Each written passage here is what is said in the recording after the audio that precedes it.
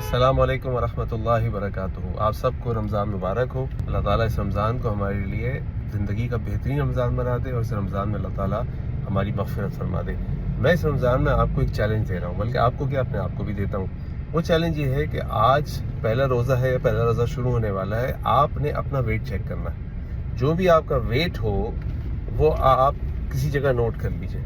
اس کے بعد جب آخری روزہ آپ رکھیں گے تو اس روزے کو بھی آپ نے اپنا ویٹ چیک کرنا ہے. یہ یاد رکھیں، آپ کا ویٹ کسی صورت بڑھنا نہیں چاہیے، اور آئیڈیل سچویشن یہ ہے کہ آپ کا ویٹ کم ہونا چاہیے. کیوں؟ اس لیے کہ Ramadan is not the month of feasting, it's a month of fasting. یہ کھانا کھانے کا مہینہ نہیں ہے، یہ روزہ رکھنے کا مہینہ ہے. ایک مومن اپنی صحت کا بھی خیال رکھتا ہے، وہ ضرورت کے مطابق کھاتا ہے، کیونکہ وہ ضرورت کے مطابق کھائے گا تو اس کی عبادات بہتر ہو جائیں گی. جتنا وہ کھائے گا اتنا وہ سست ہو جائے گا. ہم نے تو اس مہینے کو، جو کہ منتھ آف اعتکاف تھا، منتھ آف اعتکاف بنا دیا ہے. ہم نے اس مہینے میں کم کھانا ہے. یہ کھانا کھانا اچھی بات نہیں ہے. اللہ تعالیٰ نے ہمیں جو اسٹمک دیا ہے، جو معدہ دیا ہے، یہ بڑی امپورٹنٹ چیز ہے. اس کے اندر بڑی سوفسٹیکیٹڈ مشینریز لگی ہوئی ہیں.